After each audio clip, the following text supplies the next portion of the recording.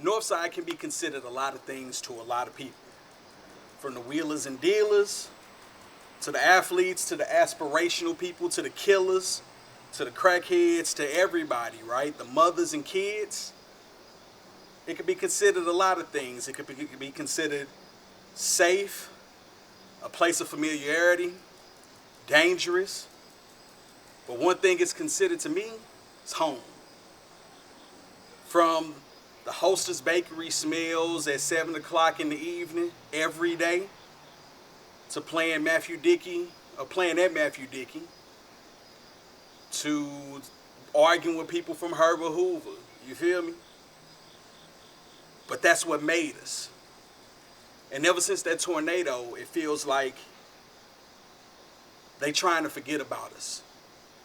So these films or these videos are here to give y'all a glimpse into the people that are born, bred, and still live here. So as I sit on the porch of the house that I grew up in, and I almost was born in, except for it's right across the street, I bring to you, this is the North.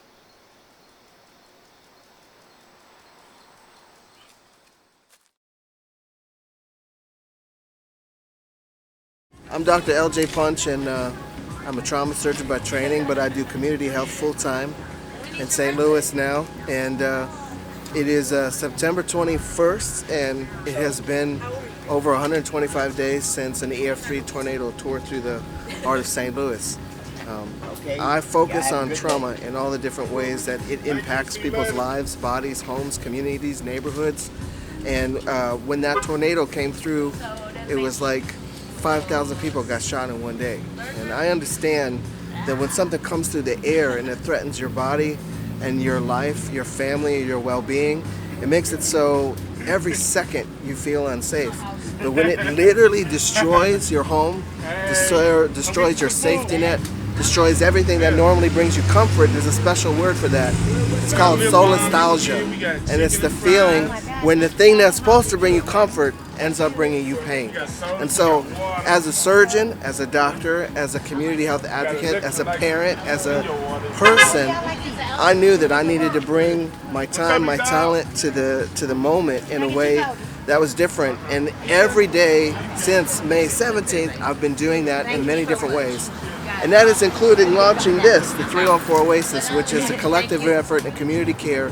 It's not an organization, it's not a movement, it's a collective effort in response to the ways that this tornado has unveiled decades of trauma. And if we don't do everything we can to meet this moment, I fear that the wounds will go so deep we will not be able to recover as a region. And here's the thing. People can think, oh, that's just the north side, that's just over there. No. The north side, as Kayla Reed says, is the North Star of St. Louis, and St. Louis is the heart of Missouri. It matters. And so I'm out here with a team of folks and a whole lot of different organizations who have decided that they want to contribute, they want to show up, and they want to make sure people have what they need.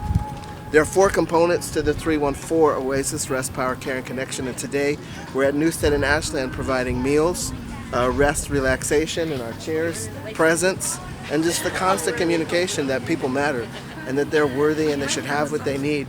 I just heard from a homeowner who's up on his roof from the rain last night trying to re-tarp it, trying to hold on to his home as many others are. So we just want to come and make that a little bit easier. We're also pushing for more social services, case management, and direct relief to get to those people who are invisible, people who didn't have a perfect deed or lease or mortgage or whatever it was, people who were living, sleeping on couches, people who were unsheltered from the beginning. Everyone has needs that have been impacted by this tornado. We want to keep bearing witness to that and make sure people know. So yeah, that's it, 314 Oasis. So, I usually ask this question because most people, they won't be in the same rooms with the lawmakers and different things of that nature. But I want to ask you this question, and then you answer it in the best way you see fit. Okay, well, this is a little bit different. What do you ask them when you're in those rooms? Because I asked the people, If you had the chance to sit down with these lawmakers, what would you say? Yeah. So it'll be with you. You're in there. So what do you talk about with these people? What do you ask these people in order to try to help out these impoverished communities? So it's interesting. I never planned, first of all, to have the kinds of interactions that I've had since this tornado. I have talked to FEMA, SEMA, the city's emergency operations. I've met the governor. I've talked to the mayor, the chief of police. I've met business leaders. I've obviously been in close relationship with the older people of multiple wards that were impacted. And I have really been astonished how little there is in place to respond to the moment. And so the first thing that I've been insisting on recognizing is, if this is urgent, if this matters, if this is the level of devastation that it truly is, then what is the plan? Because this is not how you move when you recognize the depth of the matter. This is so very serious. And so what I've been insisting on first is bearing witness to the needs I'm seeing. To refuse to be like, oh, whatever. No. This is different, it's important, and it requires attention and planning.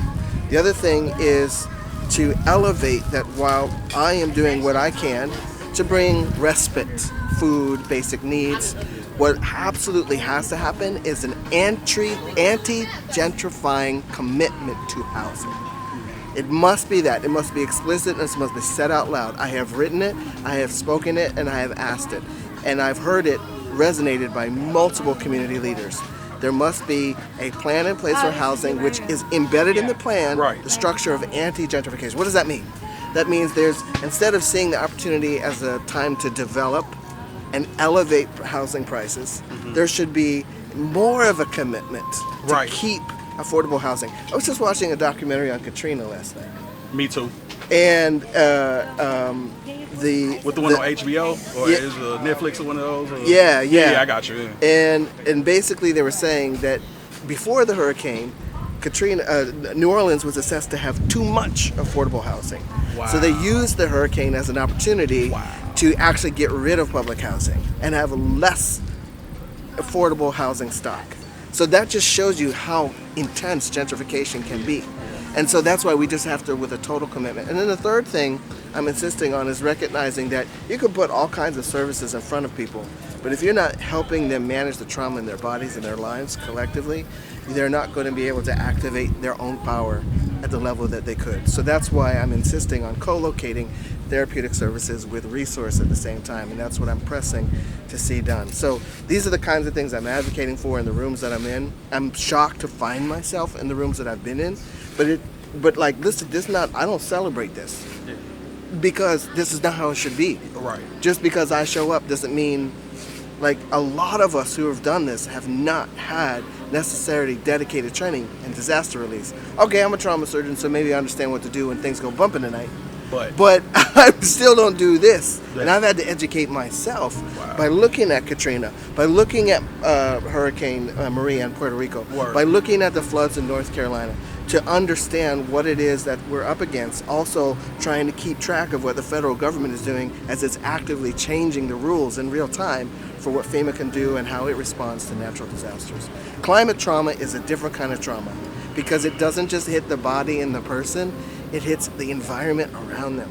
And so addressing it requires a whole different scale of effort and organization, and that's one of the reasons why I am so willing to lend my time. Whatever I can do to bring humanity to this work, I'm going to do. Dr. Punch, I appreciate you. Like, thank you. Like, people don't even understand, since about 2014, as far as I know, we heard your name and it held weight and it meant something. So for you to even be out here in Newstead and Ashland right now, thank you. You bet. Thank you. I'm happy and I'm privileged to be in a place where I can be a source of trust. That takes time and commitment. So I'm glad that at a time when the community had a need, I was trustable enough, trustworthy enough that I could come and be relevant. I think we all need to dedicate more to what it means to be trustworthy, because the burden is not on the people in need, the burden is on the people who have. So that's why I'm showing up. Thank you. You bet.